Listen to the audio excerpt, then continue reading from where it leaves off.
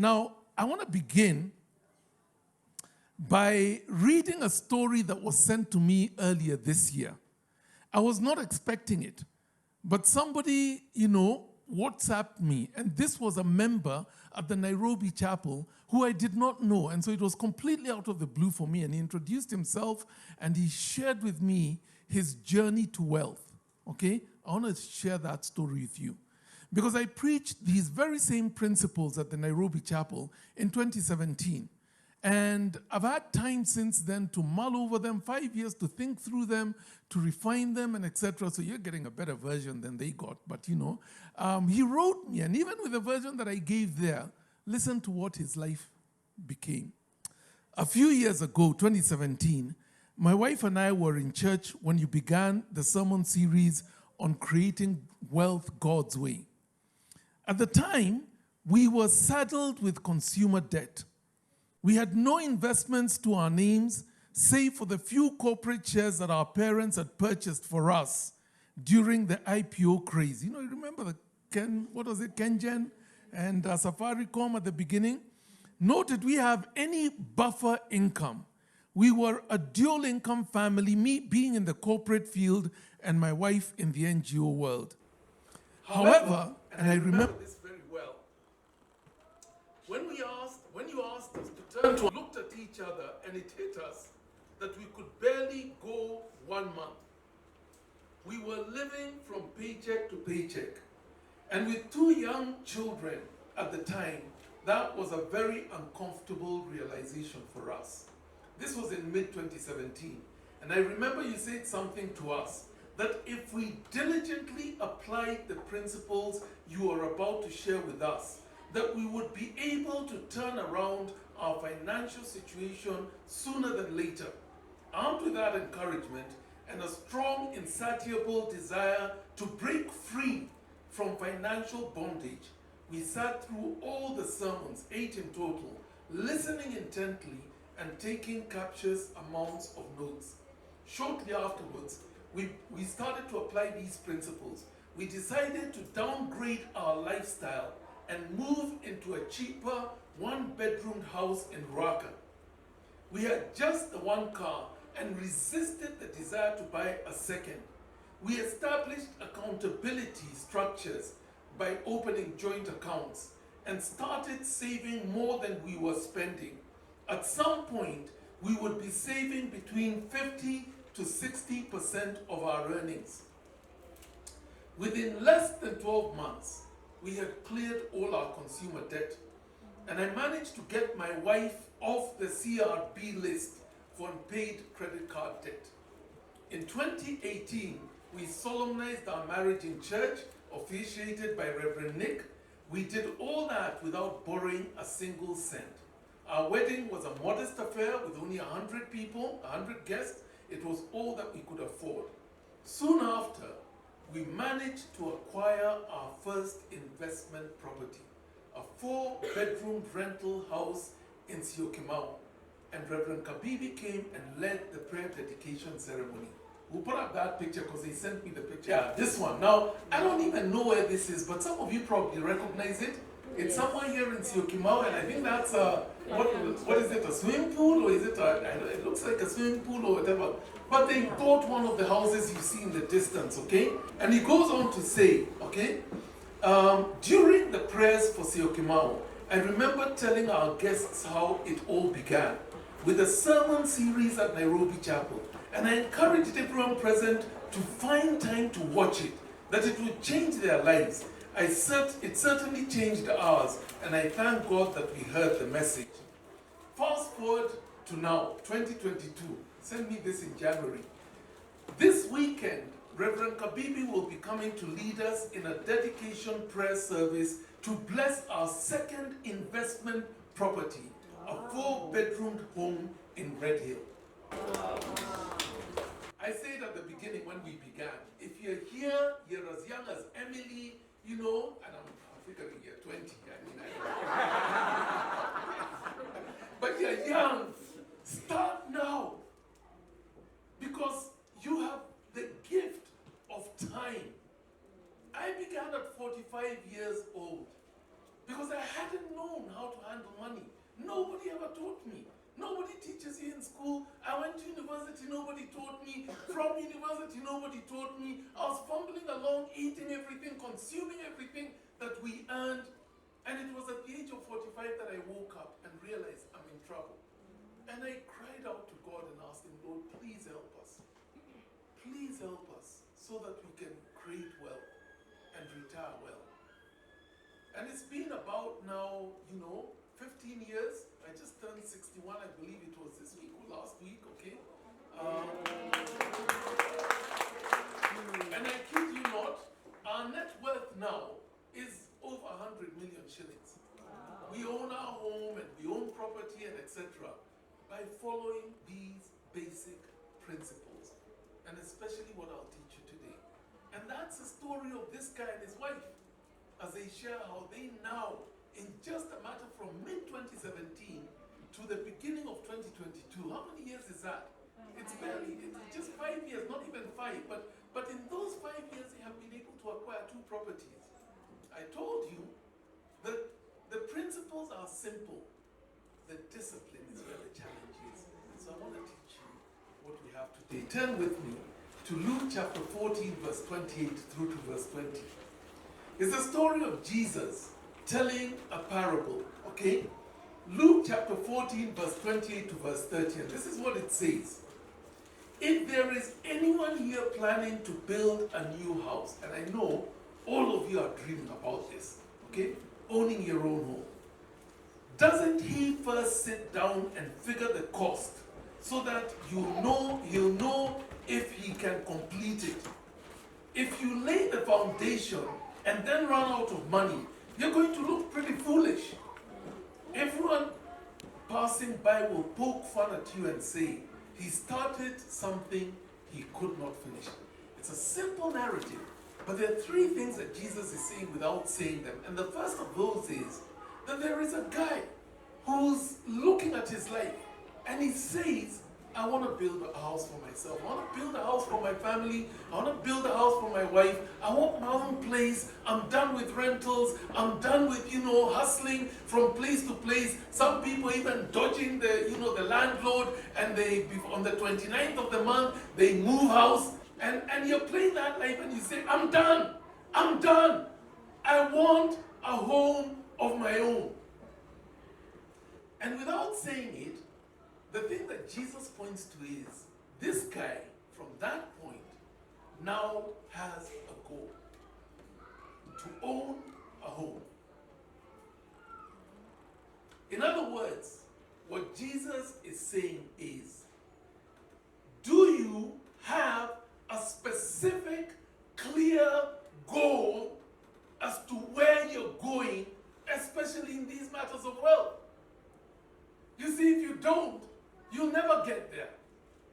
Because you're just meandering all over the place like a swamp, You have no depth because you're not going anywhere. And maybe you've never thought of putting down a clear goal as to what wealth will mean for you. Now, 2 weeks ago we defined wealth. But now we're talking about the material side of wealth. And I promised you that this week I would now focus on this. Okay, so wealth is much more than money and property and houses and etc. But those things are important. And God knows that we need them. He tells us in Matthew 6, do not worry about where you will sleep and what you will wear. Your Father in heaven knows that you need these things. And He is able to provide. So ask God, Lord, give me my own home. If you don't have a goal, and if you don't have a clear vision, then you're going nowhere. This is the first step to creating wealth. Lord, I want to get out of debt. I'm done with debt. Lord, I want a home of my own. I'm done with rental. Lord, I want a car. I'm done with borders. If you don't have a goal, you're going to meander around those things and never go anywhere. Proverbs 29 and verse 18 says very clearly, where there is no vision, the people perish. So what is your vision about wealth creation? Have you written it down? Have you named it? Do you pray over it? Can you say, these are the things, Lord, that I'm asking you for? A vision is a mental picture of where you want to go. Goals are the gateway to wealth. Without goals, you're out in the open, meandering.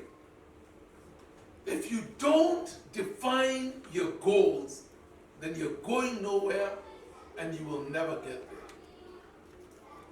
So step number one to creating wealth is to sit down and write your financial goals, and having written them down, name each one of them and verbalize them. So at the age of 45, I sat down and I began to name, or we sat down and began to name our goals. And I've shared them with you. I've got them here. I had top 5 financial goals at the age of 45. Now, I've ticked most of them. And it's the last ones that I'm working on now, okay? The first one was a quality education for my children.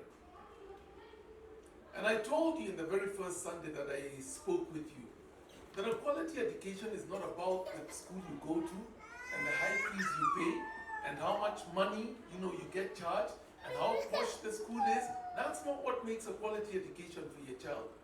A quality education for your child begins at home with the personal interest you take in the child's learning. That you sit with them and read books with them. That you cheer them on. That you believe in them. And I shared with you how at the end of every term, we would take our daughters out for a meal.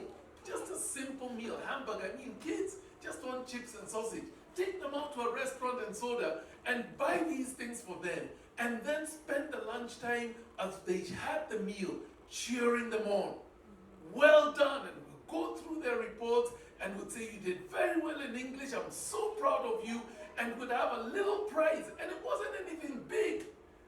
It would be a doll, or it would be, a ticket to go and watch a kids movie or something that they could be proud of. But it fueled them on to become excellent in school. And I told you how my daughter, when she was graduating in Form 4, okay, her O-levels, the headmistress told her, Wanja, don't go and sit down again because of the 12 prizes in Form 4 that we're giving out. 9 of them are yours. Sit here and we'll just, call you and you can stand up and receive and then sit back again. This is true. It wasn't the school. The school wasn't that great a school.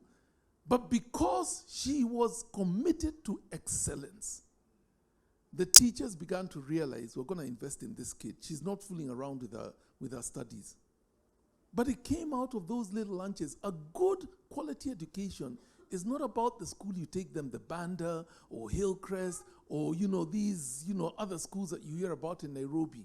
It's about you as a parent and what you do with your kid. And so a good quality education for our kids, okay? And we wanted them to go to, just an ordinary school. So the first school we put them in was Loreto Convent, what is it called, Valley Road. And then from there, my wife got a job with, Rusinga School. And so she moved in and they gave her a scholarship for her children. And then from there, she left that and became a pastor. And we moved them because we couldn't afford the fees without the scholarship. And we just kept working with the kids. And they excelled. Okay? All of them now have studied a career, professional career. They're all doing well. But secondly, for the kids, we wanted them to go to a local university. And I agreed with my girls. Girls, I'm taking you to the end of your first degree. After you have done your first degree, I'm done. If you want a master's, now it's yours. You figure out. And so I told you how this very same Wanja wants to do a master's in statistics. And she needs to go overseas to do that. And so she's saving her salary. And she follows these principles. And I'll tell you a little story later on about her, okay? I wanted them to go to university, but there was a limit. I even, in fact, told my kids from the age of 12, girls, when you reach 24 years, I want you to move out of home. I'm not one of those guys you're going to, what is it called, sponge on until you're 35, apana. You move out. 24, you're an adult, you move out and find your own little place. You need to live alone. Run your own little pad before you get married. Otherwise, how will you know how to cook meals and, do all the things we've told them? And their mother used to get really frustrated by, this particular daughter. And we had one who would never clean a room, never tidy up. And I'll tell them, don't worry. When she lives here with everything you've taught her, she will now own it. So when she got to 24, she was already working and she said, Mom and Dad, can I ask something? And he said, yeah, go ahead. And she said, can I stay at home and I be paying you? He said, Apana, kuna. Move. Move out. We don't want you here. And she did. If you go to her home now, it is impeccably clean and well looked after. Everything her mother taught her, she now does for herself. But when she was sponging on us, she did none of those things, okay? And so good thingy, and that was one. Number two was a commitment to live debt-free. And to always ensure that my assets are equals to more, that I have positive, net worth. My assets and my, savings and my resources are equals to more than any debt that I may carry. And I do carry a SACCO loan, but it is minute in comparison with, what I own. And so it doesn't worry me. And I know that I can sell property or whatever if push came to shove. Now, some of you discovered the value of this because of Corona. When you lost your job and you have a mortgage or you have a bank debt and you don't have an income, and the stress you lived with, this is financial bondage. And I don't want to be any man's debtor. Okay? The third one was, to own a home, a place, and I'll tell you what it was. I wanted a home, and I told the Lord, I want a home that has grass. I'm not talking about a flat. I'm not talking about a townhouse. I want a home that has grass. I want to be able to sit on my grass. I want to be able to roll on my grass, and it is big enough for me, and I can enjoy my grass. Because I like green. Green and the sea blue refresh me. And so God gave me an acre miraculously actually 2 acres in Karen. And I shared in the first Sunday how I sold off 1 acre and then I used that money to build a home. And we lived for the last 20 years or so in Karen. And finally we reached a place where we said, I think we're done with this place and want to move out into the country. And so we sold that and, moved out. Now I live in Lukenya, okay? God answered that prayer. Did you ever hear of the man who decided, even me? And so he started saying to God, God, I want a bike. I want a bike, Lord. Give me a bike. I'm praying for a bike. I'm praying by faith, and I want a bike. And he prayed and he prayed and he prayed. And lo and behold, one day he woke up, opened his door, and there was a bike there. And he looked at it, and it was a Black Mamba bike. You know what a Black Mamba bike is? The black bikes from China that you sit straight up and you paddle like this when you're going to work. Okay, it wasn't a fancy mountain bike or anything. And he looked at it and he dharawed it. And he went back to God and said, God, this is not what I was asking for. Me, I was asking for a motorbike. What is this? Nini human ipatia? And God said, you asked me for a bike, I gave you a bike. And the guy said, no, me, I wanted a motorbike. And God said, what's your issue? You asked me for a bike, I gave you a bike. If you ask for a house, you may get like a shanty shack in where? Where do you get like a shanty shack? You may get one. Be specific. Me, I want grass. I want to be able to roll on it. I want to be able to enjoy a compound with my grass. And God delivered. And so when you write your goals, because that's a homework for today, don't go and just say, I want a car. You might get a jalopy with 3 wheels, and you have to go and look for the 4th wheel. Be very specific what you're asking God for. And then I wanted to be generous to God's work. And so one of the things my wife and I have done is to try and educate children. And right now we have 5 children in high school that, we give scholarships to and pay their fees and everything. We adopted 1 child, and we have supported others who have now graduated. But our target was by God's grace that would be able to somehow educate at least 100 girls. And all the kids we adopt or educate are girls. we want to educate at least 100 girls. And I'm still praying about this and saying, Lord, maybe I need to get to the end of life and sell off all my property and put it into a scholarship fund or something, but I want to fulfill that goal. We haven't yet fulfilled that goal. We're probably on something like number 10 of the people that we have supported and such. So those were the goals that we set out to do. I also wanted to begin a place where pastors could go and rest. Because I've been a pastor all my life. And wherever I'd go, I'd find people who know me. And so my wife and I go to, went once to Samburu, and we're enjoying this place, we're one of the few people there, and lo and behold, one of the waiters was a Nairobi Chapel member. Hey, Pastor, I'm so glad you're here.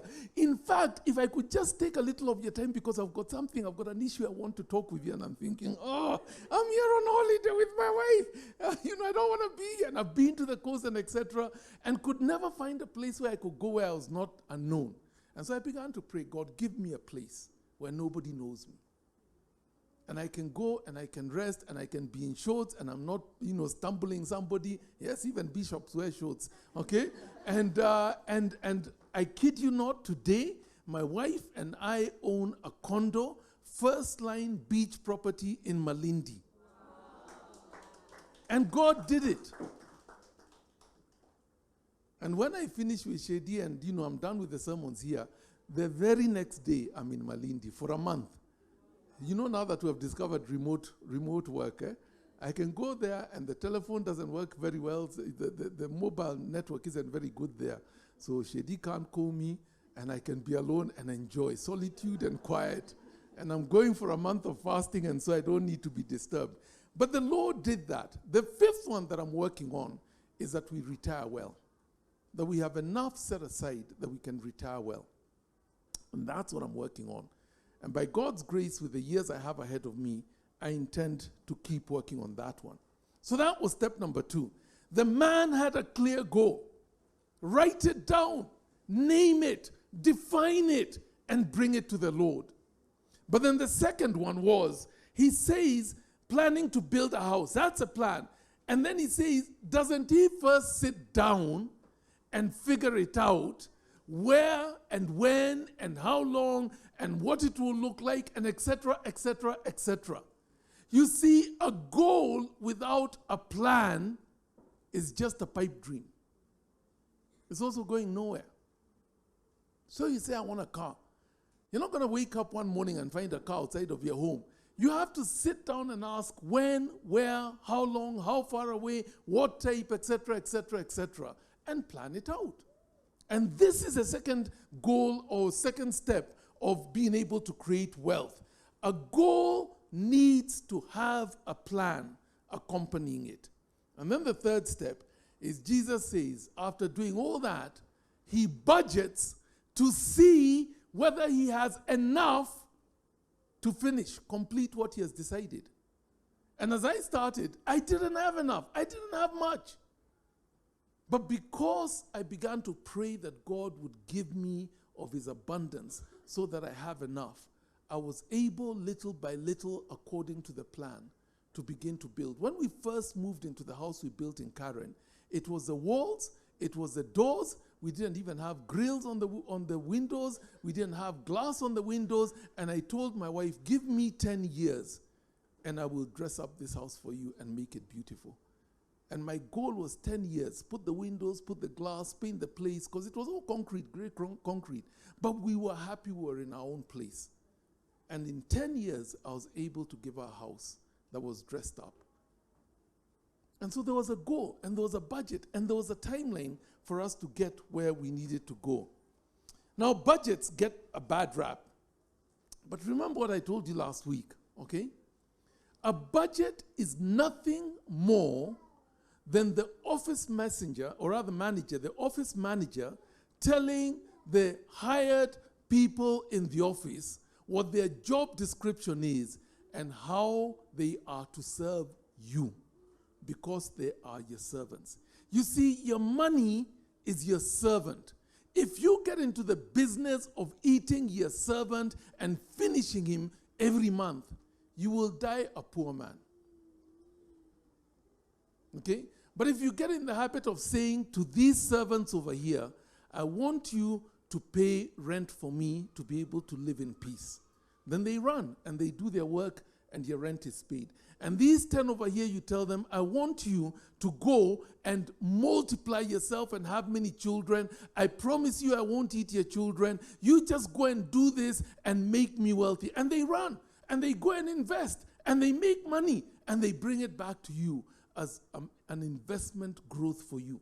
And you tell these servants here, I want you to provide food for me. They run off to neighbors and they buy you food and you have food in your home. And you tell these servants here, I need a car. Go and find a car for me to buy and, I will exchange you for them. And they go and they find a car and you have a car. But if you eat your servants, you will die a poor man or a poor woman. Servants are not for eating. And the problem is that when we get our salary at the end of the month, most of us, by the 25th, we have already finished eating our servants. And now we're hoping we can survive the 5 days before the next installment of servants comes our way. But if that's the way you live hand to mouth, you're going to die a poor man or a poor woman. Put aside some of your servants and tell them, run around and serve me and make me wealthy. And then you can supply food for the table with the others. It's a bit like, I'm a farmer now because, my wife and I have 10 acres of farmland and, we keep pigs and geese and rabbits and chickens and turkeys and ducks and, and we black soldier flies and all sorts of things, It's quite a big farm and quite productive. And I discovered, I'd never farmed before we bought this property out in Athi River, but I discovered that you can go to Naivas and buy maize meal, unga, to make ugali. Yes, we've all done that. But if you go to the, agrovet or, the people who sell you seed, they also have maize. But their maize is colored deep purple or it's colored deep pink or it's colored deep green. You know why? Because that maize that you buy at the agronomist's place are your servants to give you a harvest. The one you buy in Naivas is to feed you. But in the day of drought, do not be tempted to eat the seed.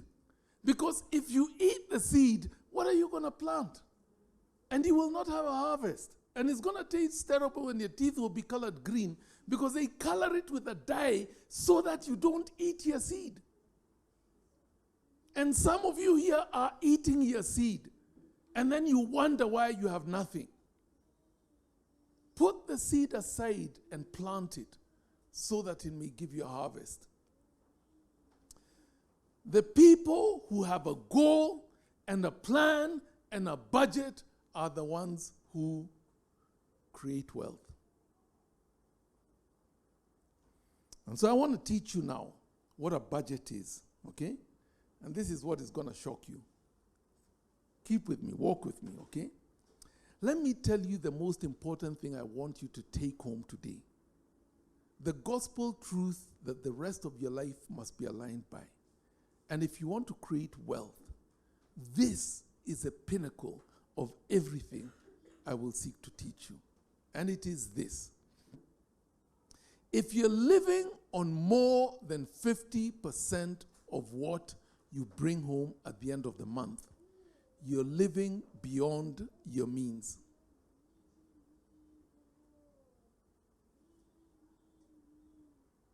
Did you hear me?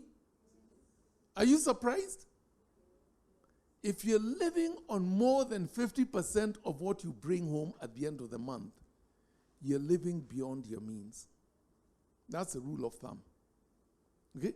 Let me explain what that means. Okay? Let's take a guy, say, who we'll call Steve, for argument's sake. Okay?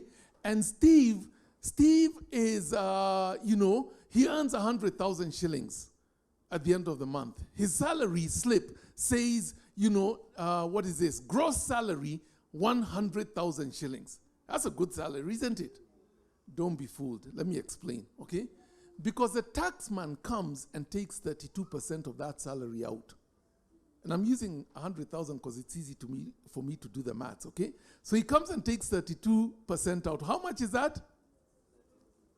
No. How much is left? Okay, 32,000 is the 32%. How much is left? 68, okay?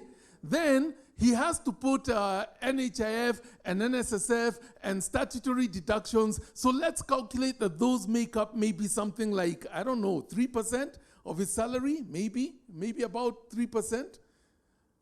Okay, 3% goes into those statutory deductions. How much are we left with? 65. And then 2% goes to the National Industrial Training Levy.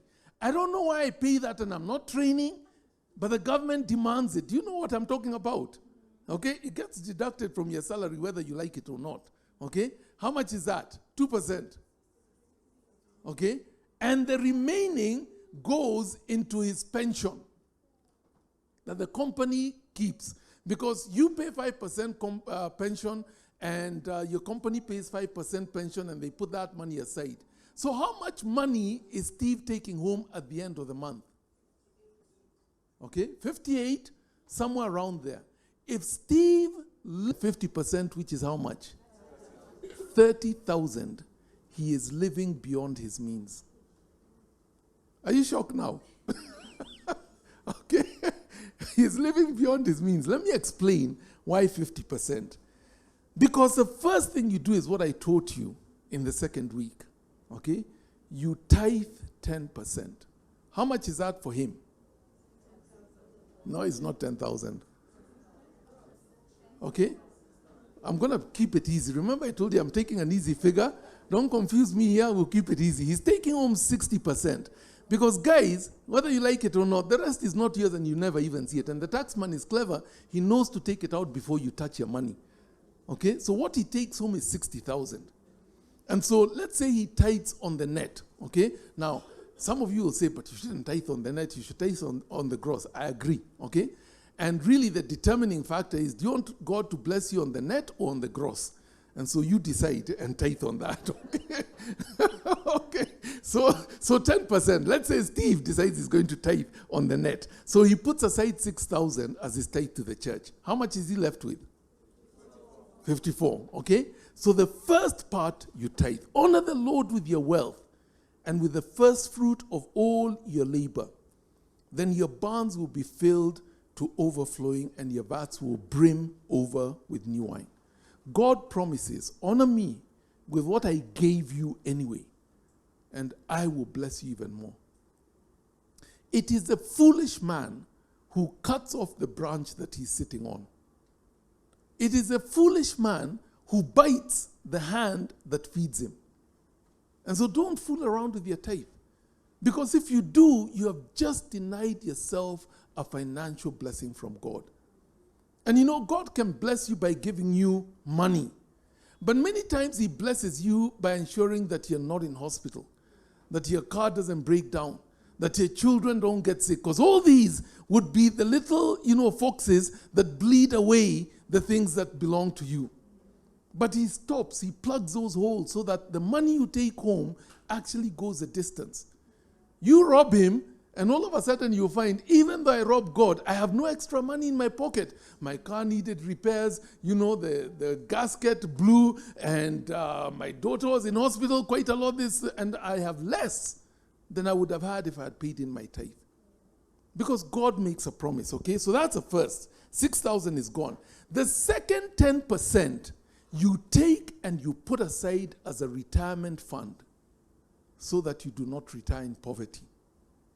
Let me explain this. And we talked about it a little. You work from the age of 25 years until you're 75. How many years is that? 50 years. That's your productive working life. Presuming you finish college, 22, 23, and you got a job, and 25 you start working, and you work for the next 50 years, and you retire at 75, which is pushing it a little far, okay? When you retire from 75 to about 90. How many years is that? It's 15 years. You work for 50 years, you retire for 15 years. One of the shocks, there are two shocks, big shocks about retirement. One of the big shocks of retirement is there is no more salary. Okay? The second big shock of retirement is nobody calls you on the mobile anymore. Those are the realities of retirement. Ask the people who have retired. It's very lonely in retirement, okay? But what it adds up to is for every 2 years of your work life, you must save the equivalent of 3/4 of a year to a year's worth of living expenses.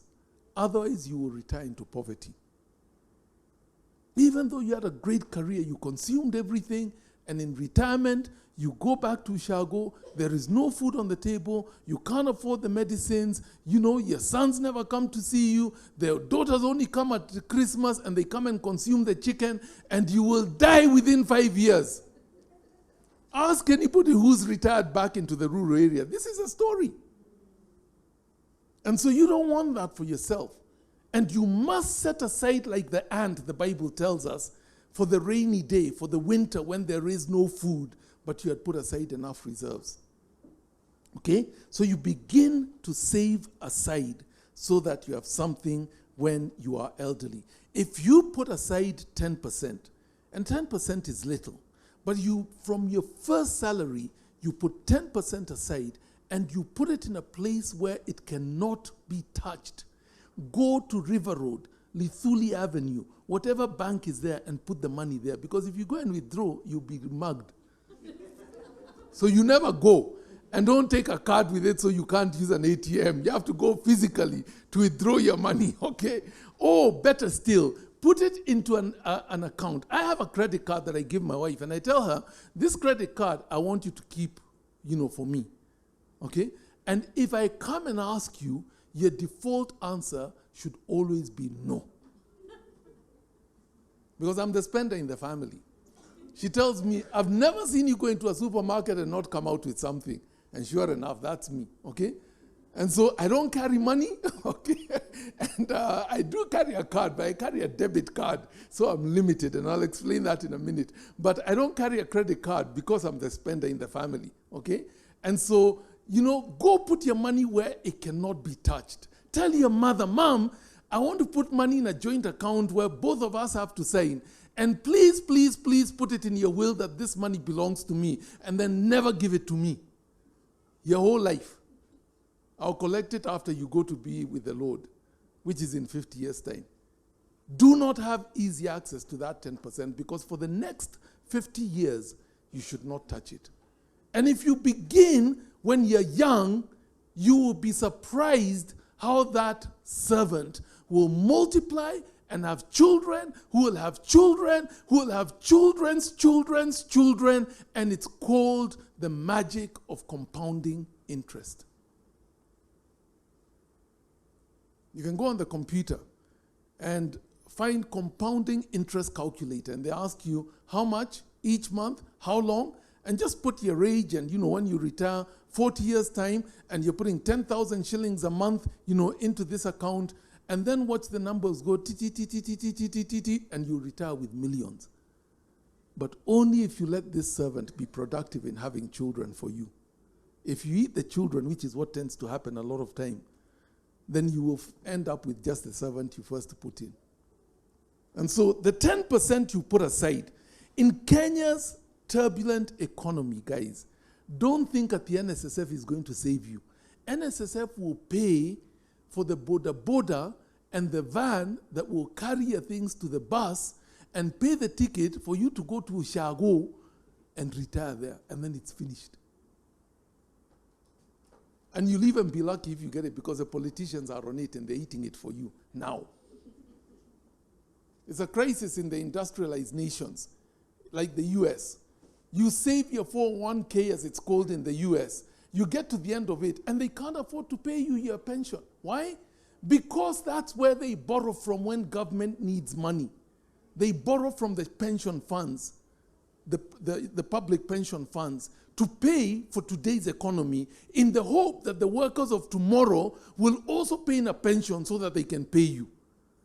When the population goes into negative growth, there's a major crisis because there are not enough people paying pension for you to get your pension.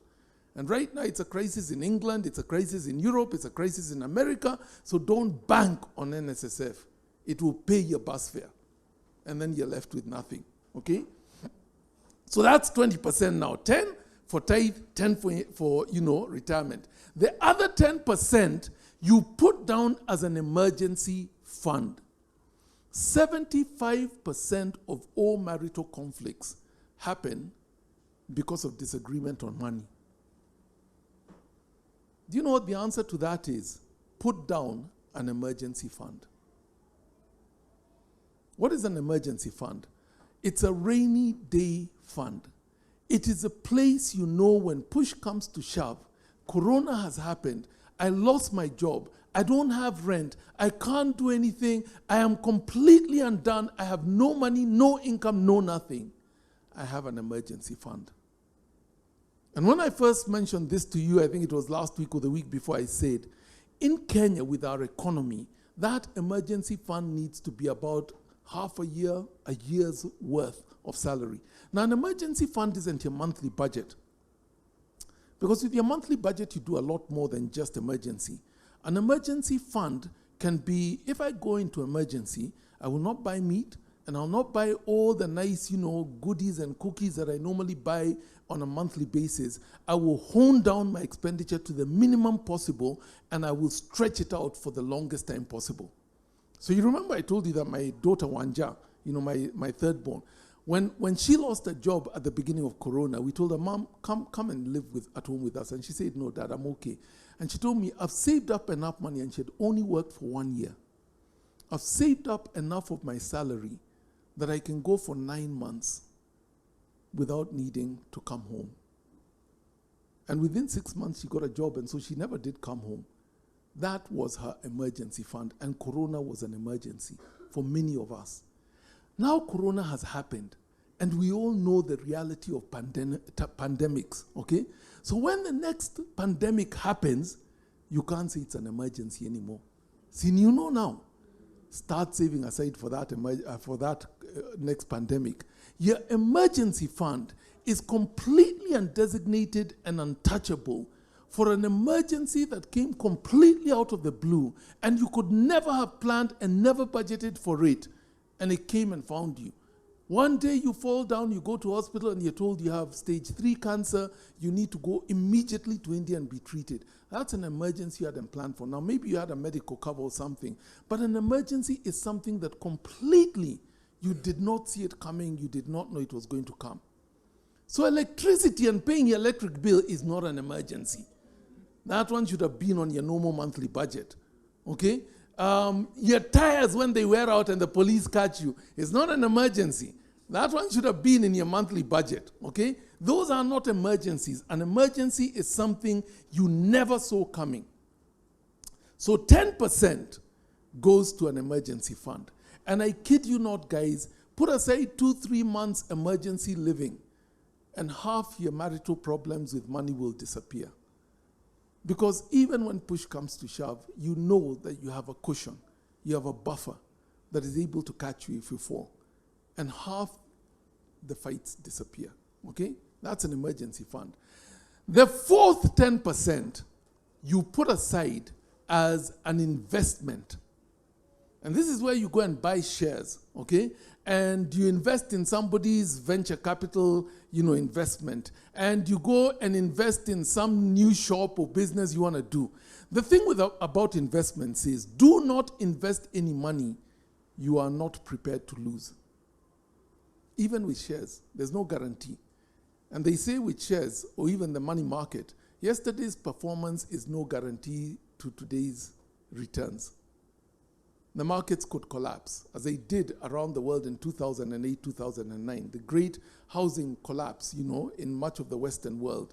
Now, you invest only what you know you can lose. And if you do lose it, well and good. I bought some Uchumi shares. They're not even worth the paper they are written on now, okay? And those ones I want to frame as a what? As a reminder of my foolishness. Because I lost everything there. Okay? And if you still have your DESI certificate, frame that one and put it on. That was a reminder of your foolishness when you invested in DESI, okay? And you only invest what you're prepared to lose. And so 10% goes into that. For who knows, but that it may also grow and even outperform the money market. But you may also lose it. Right now, I think, and I know some of you disagree with me, Bitcoin is one of those. I invest that 10%, okay? I do not invest my retirement in Bitcoin. I invest it in this investment because maybe I will lose it, the 10%. Okay, the fifth 10%,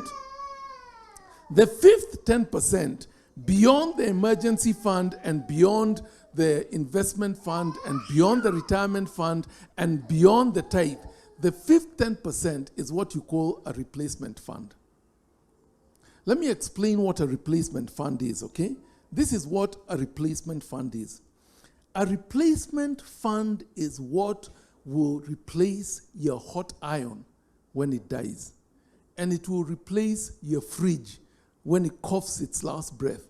And it will replace your car when your car gives up its spirit. And it will replace your mattress, which you should not sleep on for more than 7 years. Okay, I know some of you have pushed yours a little further than that, okay?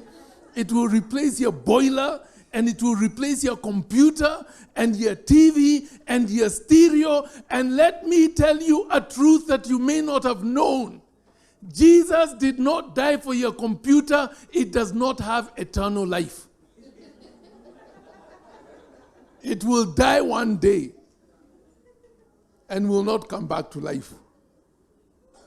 And so you buy a computer and you then say, you know, the insurance company zero rate this computer, take off 25% of its value every year. So after 4 years, that computer is worth nothing, okay, even though it's still working.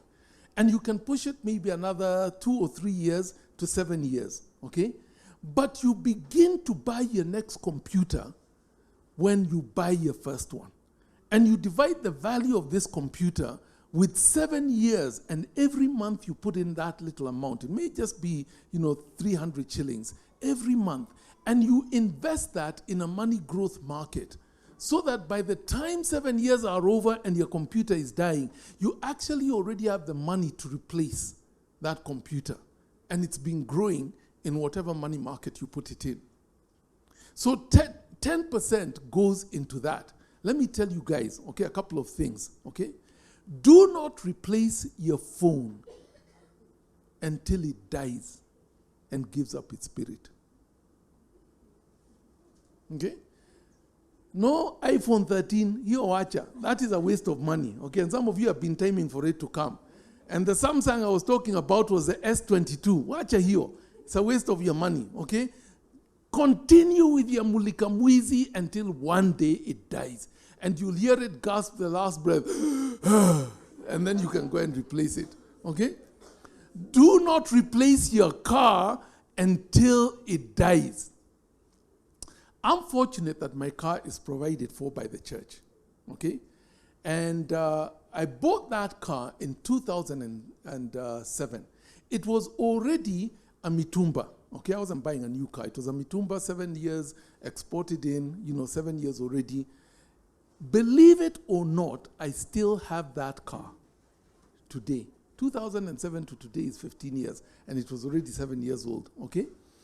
And the only reason it was replaced, last year, is finally the finance team at the Nairobi Chapel came and said, this car is now an embarrassment to us. And they said, it was written off many, many years ago, and you're still driving it. And we are afraid it's going to die, and then we'll find ourselves with a big bill, and et cetera, et cetera. And they said, we are now insisting that you replace that car. And I did. I replaced the car, but I told them, since it's dead, can I have it? And they said, it has no book value anymore. It's a junk as far as insurance is concerned. And so they told me, you can have it for $1 shilling. It's still going, that car. And I will keep it until it finally gives up its spirit. So when you get a car or whatever car you have now, and maybe you've been dreaming of these new snazzy, Honda Fit and etc., and they look really nice and etc., watch here. You keep that car until it dies, and don't kill it. Don't get into an accident so that you can kill it, Because sometimes even I have prayed for my phone, Lord, can you make this phone die? Because I really want an S22. Please make this phone die. And the thing just keeps going. But make a commitment with the electronics to keep them until they die. And when they die, you can celebrate and go and buy a new one. So that's your replacement fund. You put it aside. How much money does Steve still have present? He has 30,000, which is 50%, okay? And listen to what that 50% needs to do. I'll give you a list, okay? That 50% pays his rent. It pays school fees. It pays for fuel and transport. It pays entertainment, coffee, restaurants, haircut, perfume. It pays groceries. It pays for electricity and water and land rates and land rent and cell phone and estate fees and household repairs and car repairs and credit card bills and insurance and gifts and clothes and vacation and newspaper and junk food and gifts to extended family and the salaries for your house help and medical and wireless and birthdays and everything else is in that 50%.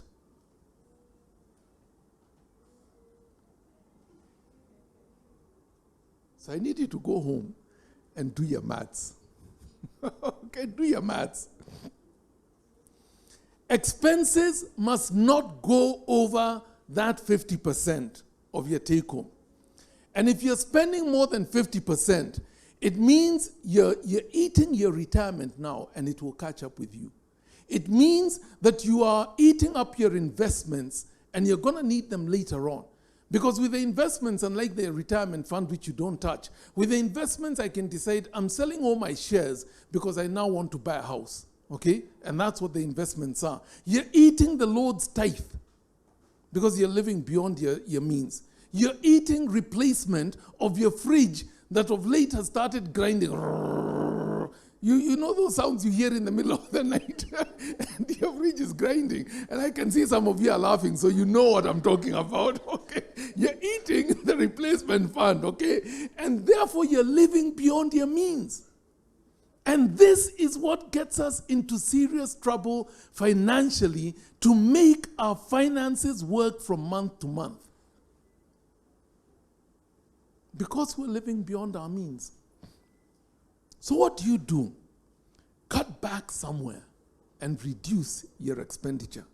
This story I read you, they moved out of the house they were in and went to Raka to a one-bedroomed house. Now, you may say to them, oh, yeah, that you are living in Raka. Me, I'm more than Raka, Bwana. Me, I'm Syokimau. I'm more than Raka. But as you boast about your being more than Raka, they now own 2 homes that are 4-bedroomed each. And they are laughing all the way to the bank while you're counting the shillings that are left over on the 25th. Move into a cheaper house. Move your kids into a cheaper school. Cut back on your household shopping. Simplify your menu. Don't buy meat. Go and visit a friend instead.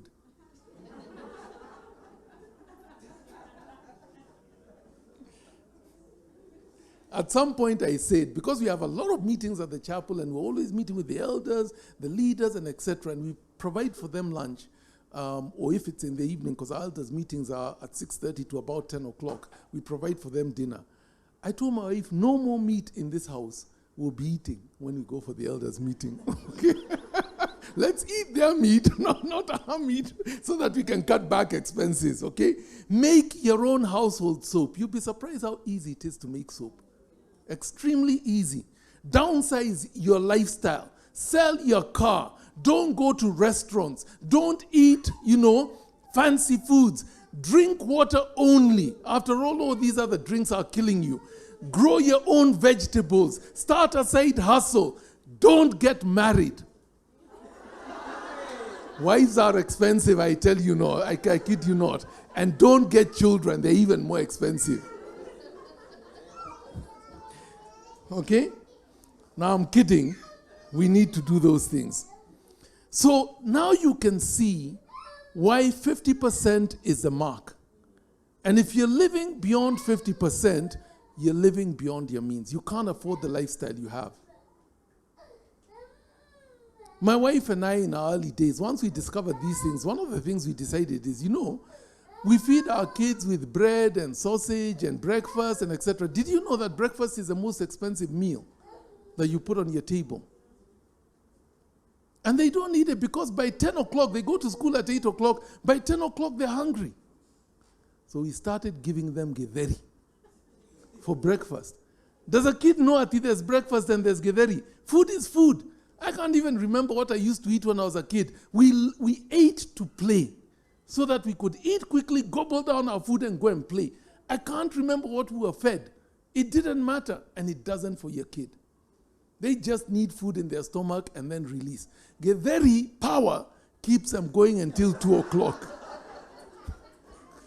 Your fancy sausage and bread, by 10 o'clock, they're asking for more food. And it's very healthy. It's not processed. It doesn't have all the poisons, and it will keep them healthy. And so we started eating githeri for breakfast, githeri for lunch, and githeri for dinner. What you do is you throw in some tomijis for lunch. You throw in some carrots for dinner. To the kid, they don't really know and they don't really care. They're happy. You're the one who's going to have issues, but then they don't have issues. And if somebody says, "Well, yeah, Bishop, but you eat githeri for breakfast, for lunch," and me, I am worth 100 million. How much are you worth as you laugh at me?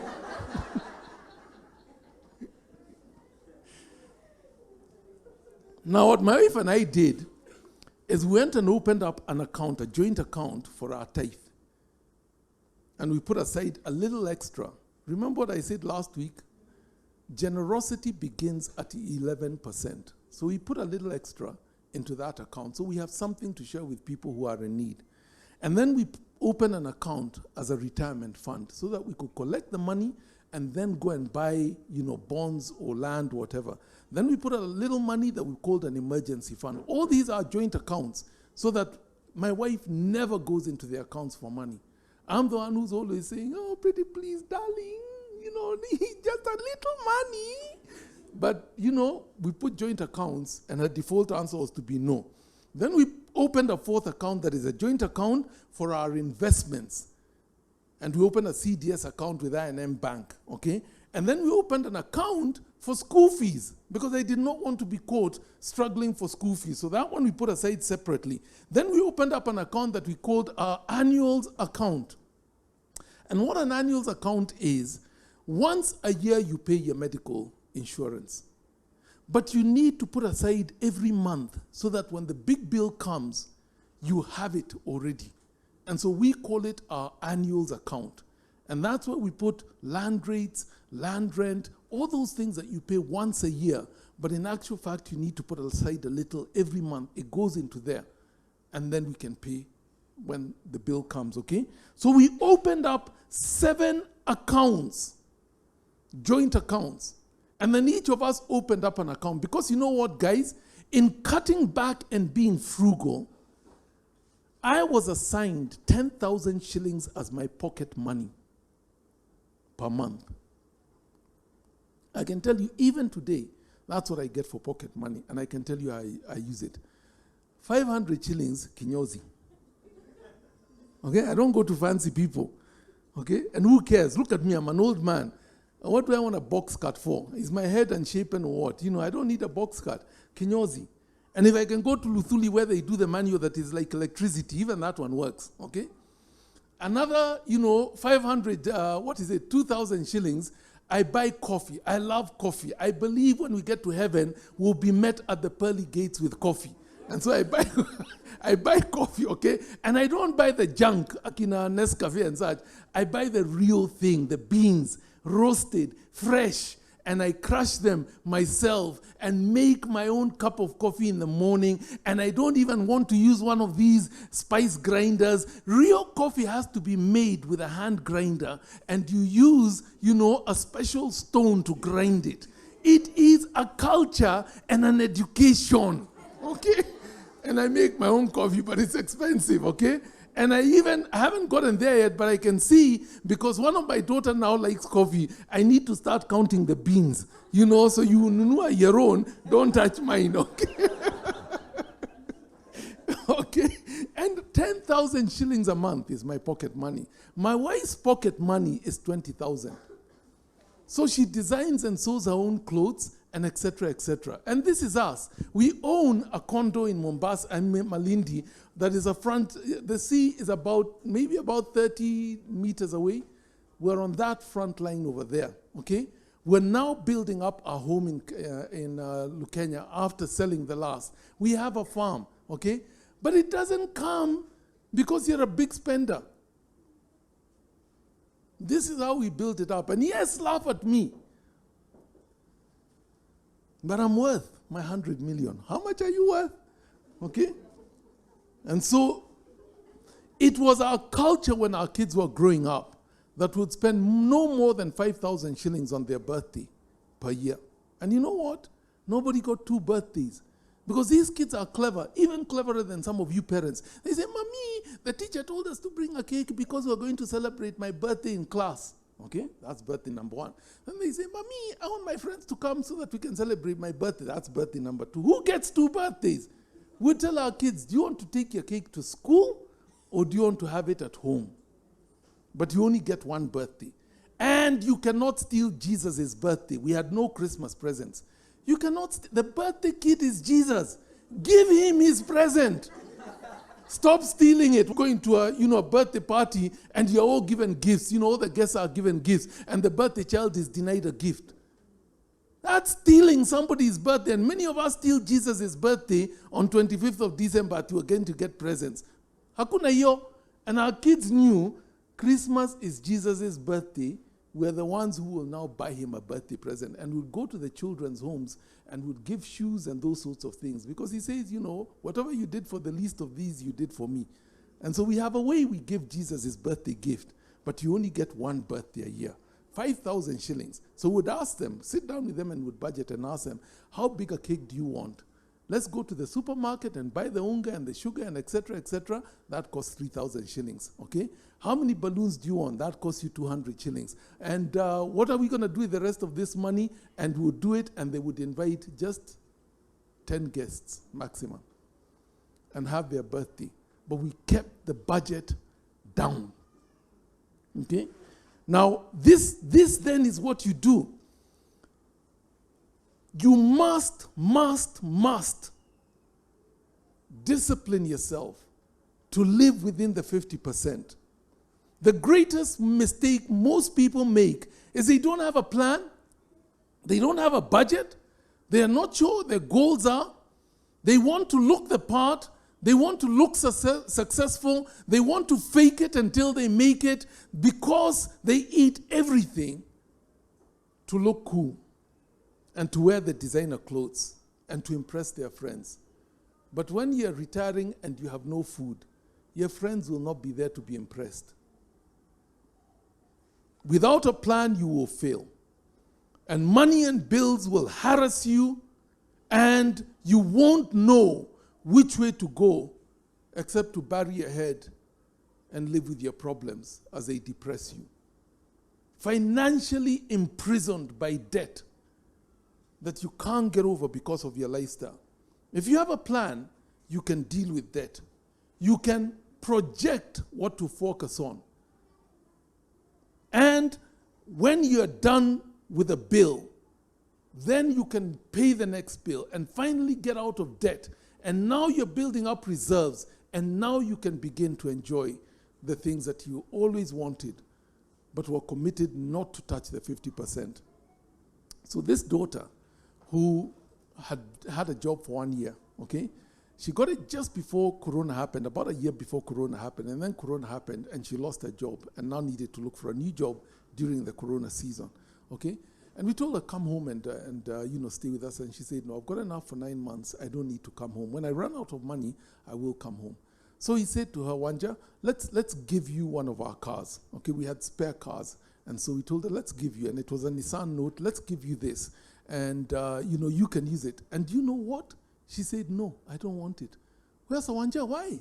She said, it costs petrol and service and insurance, and I don't want to use my money that way.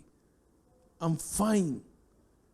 And we pleaded with her, Wanja, just take the car, even if we have to pay the petrol for you, because of Corona, so that you don't have to do public transport, just take it. And eventually she agreed to take it, but she actually turned it down when we offered to gift it to her. That's discipline. And she's creating wealth. Conclusion, homework, okay? Write down your goals for the next 15 years, your financial goals. Number 2 is budget it. I want a house. That house today would cost me 10 million, okay? And if I take the inflation rate to be something like 10%, it's actually more right now because of Russia and Ukraine and etc., take it to be 10%. And I want to buy this house in 3 years' time. And so I'm going to inflate the cost. And this is the amount I need to have to be able to purchase it. Begin to pray for it and put a plan to that. Okay? Homework. Number 3, make the changes in your life that you need to. Move out of your fancy 3-bedroomed flat and move into a 2-bedroomed in Isinya. The further out you go of Nairobi, the cheaper the rents are. Okay? Simplify your diet and get rid of all the fancy food that you don't even think about when you're consuming. Because after all, that's the very same thing that is poisoning you. Things like bread and ice cream and butter and sausage and those things. Like I said, visit your friends and eat when they serve you. It is enough. Okay? 3, don't waste your money on hairdos and those sorts of things. Either keep a rasta, or there's something that the ladies do where they twirl their hair and it eventually grows into long threads. What is it called?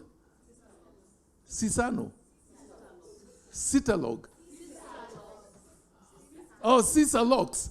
Yeah, do those ones. Cheap. No. Think investment. As you begin, they're not cheap. But after 5 years, they're cheap.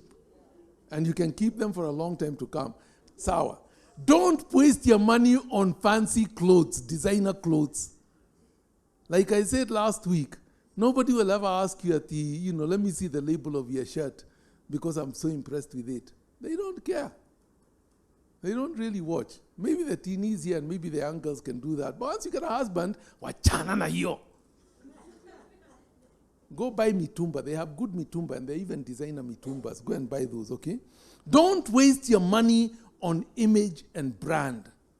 Don't waste your money on fancy name schools. Do what it takes to reduce your expenditure to 50% of what you bring home. If you're a couple, it's a little easier, okay?